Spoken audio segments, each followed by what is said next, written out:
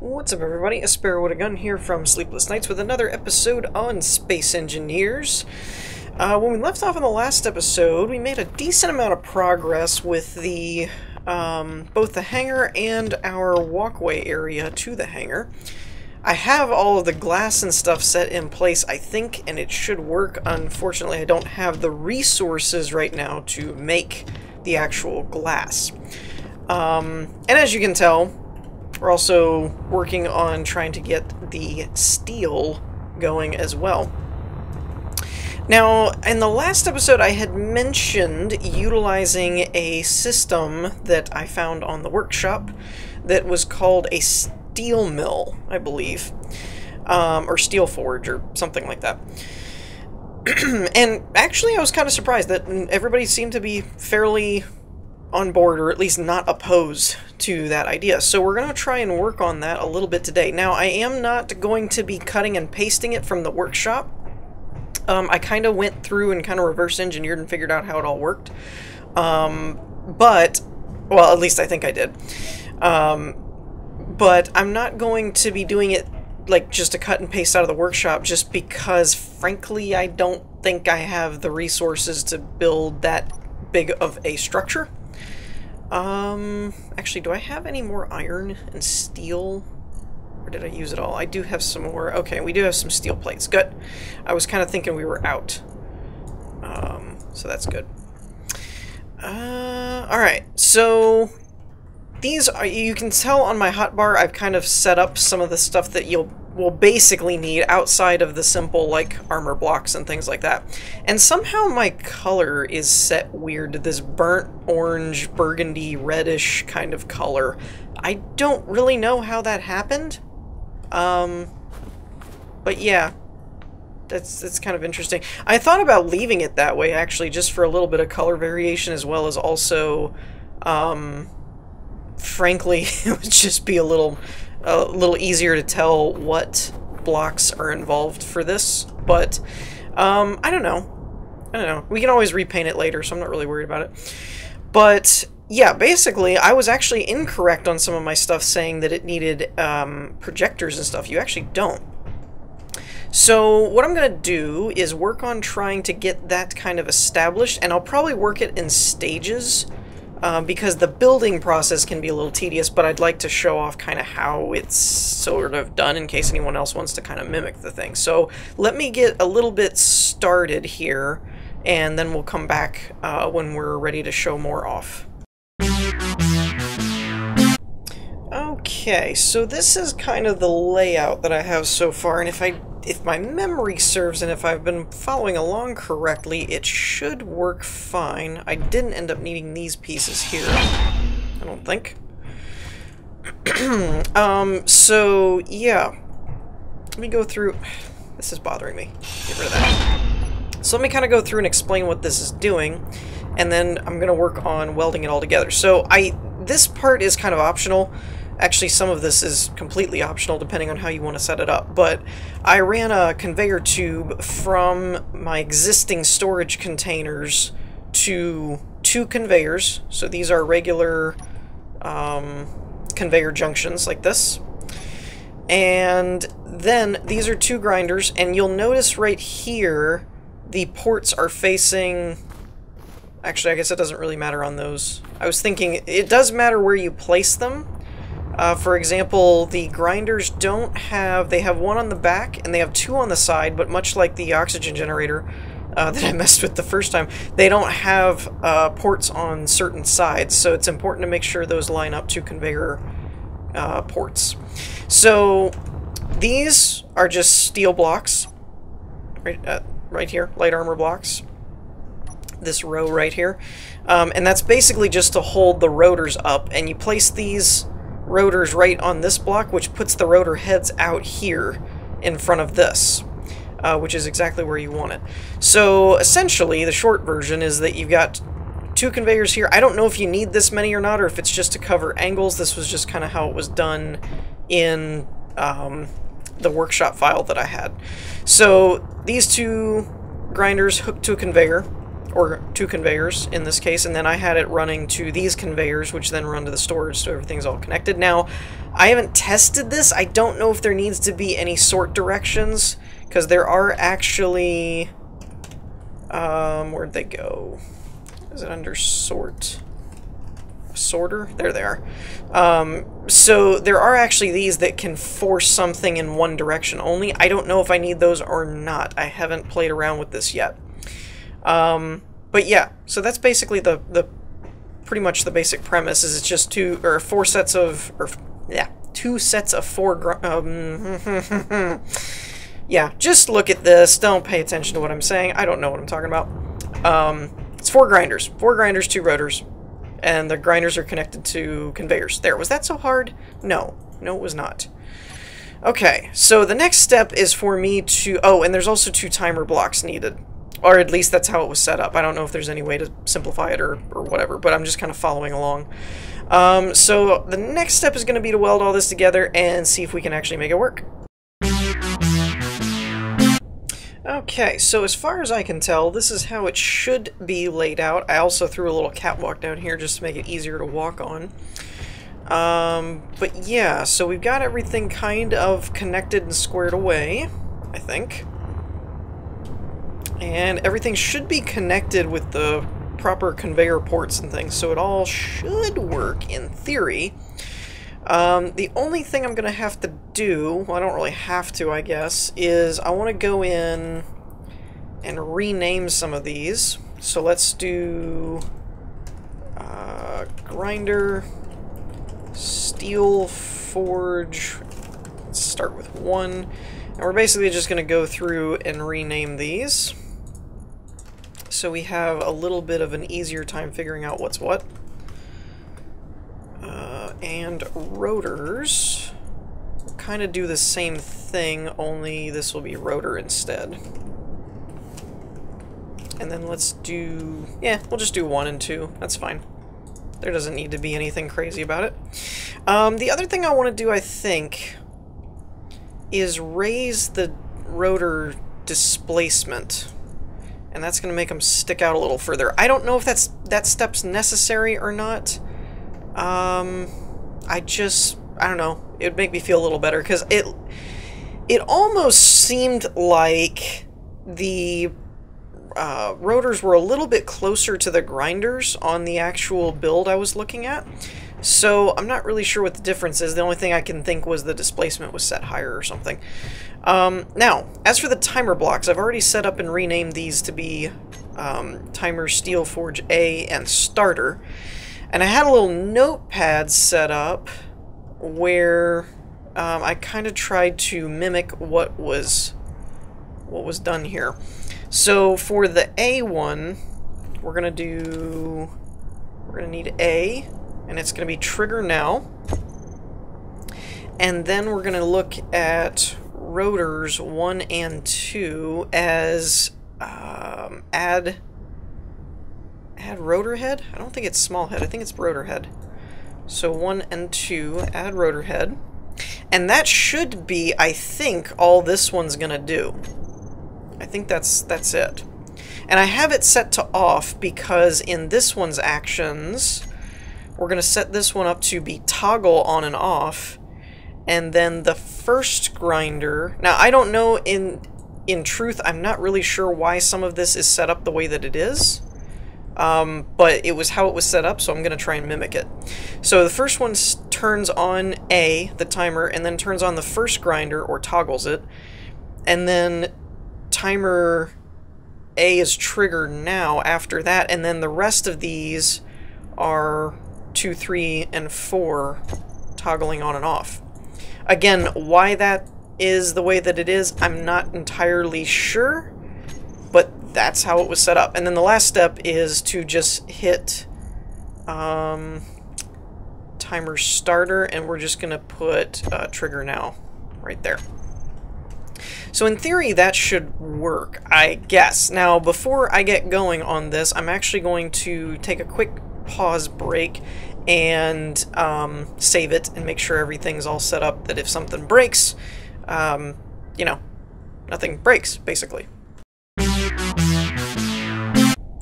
Okay, now, the only thing I'm not sure about, again, I tried to mimic this as best I could, but it was a reverse engineering. It wasn't like I read some guide on it. I basically just took the thing apart and tried to figure out how it was set up. So if I missed something, it could break. The only part that concerns me is with the way these timer blocks are set up, I'm not entirely sure how it turns the thing off. Other than the fact that this is set to toggle, so if it's on, I guess it would turn this off and then trigger won't do anything. That's probably what it's actually doing, because I was thinking the trigger now would cause a problem. Anyways, let's get this party started.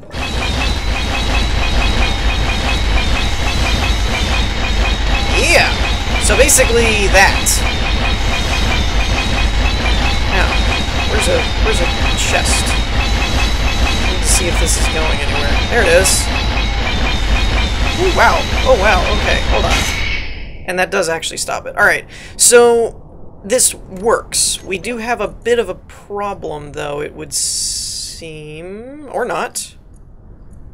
Oh, okay, no, it works fine. So when I turned this off, all of the iron plates, or steel plates, went to this container under here, which is where the pipe's set up. So if I had set it up a little differently, it would have gone there. Okay, well, that's cool.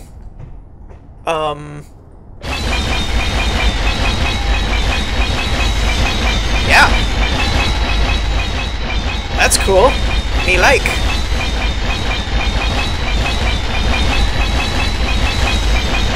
I don't know how much power that's taking either. That'd be a good test. Let's see if the battery's getting any juice. Current input. It is still getting power. It is still getting power while that's running, so that's cool. Battery...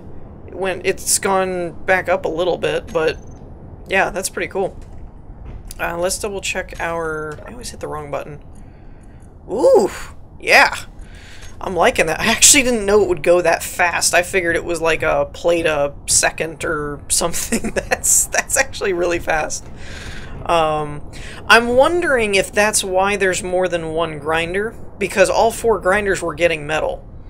And I'm wondering if that's why, is that it's like you can basically, if you did 2 on this side and 2 up above there, if you'd actually be getting 8 plates per, you know what I mean? It may be some kind of way that it's, both grinders are taking the same plate, so it pulls into both inventories, so you're getting double. That's really cool, though. And that will save me a ton of time. Especially when considering stuff like some of the projects we have going. With that in mind, I think I'm going to go work on the hangar a little bit and see if I can't get that a little bit more welded together, I think. And I may run this in the background. I'm not really sure, because that is really powerful. Like, that's actually doing a lot of work. But the cool part is we can take that and make like girders and other things, because we can essentially reverse engineer or basically break down the steel and do it that way. Now, we did never actually finish the debate on how we were doing this either. So that's something that we'll have to work on, is figuring out if we're going to actually keep it this way or doing it a different way. Personally, I think I'm more leaning towards this way than this one. But I don't know. So, yeah. Let me work on this for a minute. So, I'd say things are moving along rather swimmingly, actually. I do keep getting this little error message, but it's probably because there's a thing already there when it starts, and it's trying to add through the system. It's trying to add more rotor heads. It'll come up and say piston head already exists, but when you turn it off, it goes away after a second anyway, so not a big deal. And we're getting a lot of steel. So yeah, it's coming along well. As you can see, I've basically done... Chill out. I've basically done all of the flooring part for this catwalk area, as well as most of the hangar. Actually, the hangar is mostly already done to an extent. This does give us a bit of a better idea of how the framing actually ends up looking. So you guys can kind of take that and see which way you'd prefer. I'm really thinking either leaving this as rounded and just making this part have a little bit of a lip there, or just making it angle. I'm not really sure I like this type of thing where it moves in and stops, and yeah, I don't know about all that. I'm thinking I'll just make the hangar more angular, I'm not sure. But anyways, this is kind of how the platform catwalk area kind of looks at the moment. And you can see what I was talking about before, where these were windows that basically allowed the other glass to be mounted where they are. And so now that it's a little bit more visible, I don't know if I'll be able to leave that there, or am I gonna have to do like catwalks or something else a little bit different to cover that up a smidge. But pretty much anything involving steel plates has been completed for the most part, except there was a couple areas, one being here. I honestly couldn't remember if we had decided to keep the rock or keep the frame, so I just kind of left that there. Because I really wasn't sure. I want to say everybody said go with the rock and not frame all that in, but I wasn't entirely sure, so I just kind of left it. The other thing is I did have a bit of an issue here. So you might be able to notice there's actually, I think anyways, it's hard to see, but there's actually another scaffold underneath this, and I don't think... Yeah, I didn't get to it. Not that it's really necessary, but it does keep the textures connected. Which, now that we have the excess steel, it's kind of like, why not? Type of thing. I think I had this same thing here. I did. Okay, and then we'll place that back. I think I got to the upper ones. That one I didn't put one there. I didn't put one there because this rock actually covers up that whole corner. So yeah, that's good. Forgot this one. And the passageway, now, things with interior plates, construction components, and small steel tubes and stuff actually will still be able to do. I just have to take those steel plates that we get from the forge and basically break them back down, disassemble them into iron ingots, and then we should be able to turn around and make pretty much most everything else that's just steel, because there's a lot of components in the game that are actually just iron. Obviously, when you get into thrusters and things that are more, you know, there's certain other elements to them, but when it comes to building, like interior plates, construction components, steel tubes, actually, I think even, no, motors have nickel. So motors have nickel, and there's a couple other things that are multiple, but there's quite a bit of them that are just some variant of iron. Which is part of why I really wanted to do that steel forge thing. Because when it comes right down to it, you're not going to be able to build any more function out of it. Like, it's not like, well, now all of a sudden I can make infinite uranium and power everything. It's not quite that broken. But it really helps for building. Like, for especially large projects. And not having to go hunt down and mine iron every 5 seconds.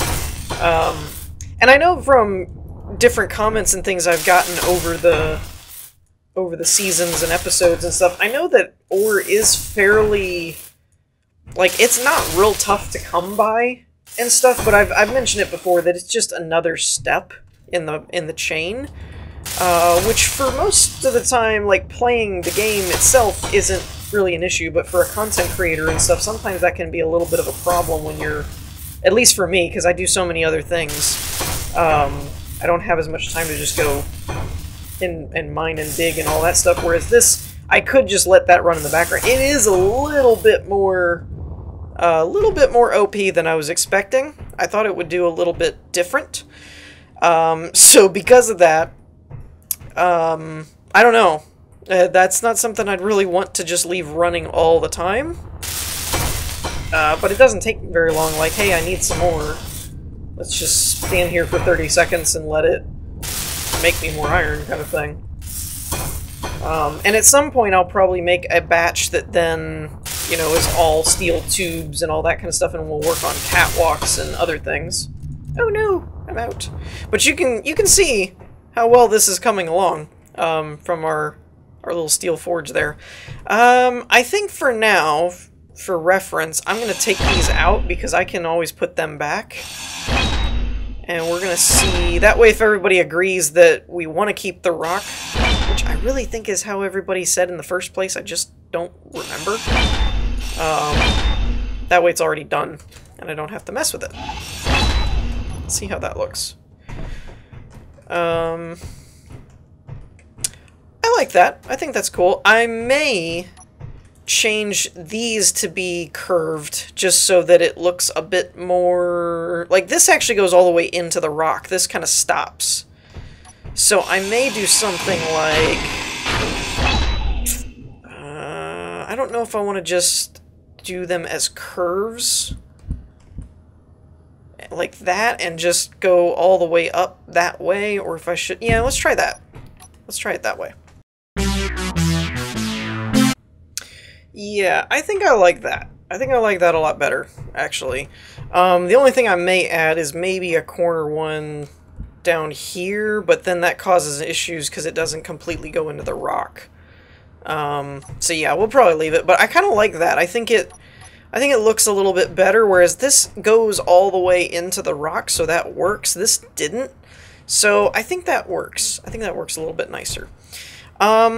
Now, we don't have these connectors actually hooked up to anything. I'm pretty sure if I docked anything to them, it would charge it, but there's no connection to the system at all. So I may end up, like, what I'm thinking is I'll probably end up breaking this down, digging this out, and digging a connection line over to here, and the same thing with this one, and connecting them through a conveyor, and then running this underground all the way back up and connect to the storage containers or something. Before we do that, though, now that we have a really, really, really good source of iron, I think it's time to address the above ground stuff, because this was all set up in a this is where I need it to be at the moment kind of way. Let me just double check. I think my solar panels are still doing good. Yep. I'm a little confused at this, to be honest. Where it says fully recharged in 6 hours, stored power is 1.4. What's the max? The max stored is 3, so I would think it would be at 2 blips already. Unless that's actually 1.5 and then, I don't know, 250 something. I don't know. But I'm a little confused why that dot hasn't moved if it's only 6 hours away from fully charged. Anyways, just kind of a fun fact. But yeah, so I think these will all stay hooked up the way that they are, in that, you know, I don't see a reason to reconfigure them, but it's, do we leave them where they are? Do we encase around them? Is this where they're permanently going to stay? Storage room-wise, you know, that kind of thing. Do we move where these are before we start running underground lines that require us to dig out the ground, etc., and so on? I've had a couple suggestions about making a mobile storage unit and essentially basically having a pod like of two or four or something like that, and then having connectors on the bottom, and kind of like this, having them connected and then built around, but in case of we ever wanted to move them, you know, you could just disconnect the connectors, grab them with a little tote ship like this, and move them. And same thing with the steel forge. I don't know that it's going to stay there. It was kind of just to get it going so that we could utilize it and build a little bit better. Like I said, we're a little bit more free to do what we really want to do and don't have to think quite as practically in terms of just steel block building. Like I said, when you get into grinders, rotors, thrusters, reactors, all that stuff that requires components that aren't just steel, well, now you have a different situation, because that's part of why I don't mind using this. It's just steel. So all the things that really do stuff require other components normally. And it's those other components that kind of make you have to go out and look for stuff. So, functionally wise, we're probably going to stay about the same. But I do want to kind of nail down if we want to make a storage room or move the location before we start tearing up the terrain and then realizing, you know, I don't really want to go there. Now, granted, I could always leave the connection there, even if I move the storage unit over here and just run more connectors, you know, stuff like that. Actually, one thing I was going to see... Okay, so our conveyor systems are going to be limited by motors, because motors require nickel. Now, granted, we have a ton of them right now. I have 2,000 motors right now. But just bearing that in mind, that I can't make those just off of steel. So our conveyor systems will have to keep in mind... as we start getting low on motors, that we're going to need other resources. But for building and walls and stuff like that, sky's the limit at this point. So, yeah. Oh, I missed a bunch over here. Oh, well. I'll fix that later. It was because I couldn't see them, I guess. They're within the... Wait a minute, what are you? Oh, that's the door frame wall. Okay. I was like, what the heck? So yeah, missed a couple in there because they were, whatchamacallit, hidden. I got most of the ceiling and stuff done too. We have all of this in here to weld, but again, this all took me probably about 20 minutes, or maybe less. Not really sure, maybe more. But this whole thing, welding it all together by hand, I was using my little welder. Yeah, it took like, I don't know, 20, 40 minutes, somewhere in there. It's amazing what you can get done when you have a steady supply of iron.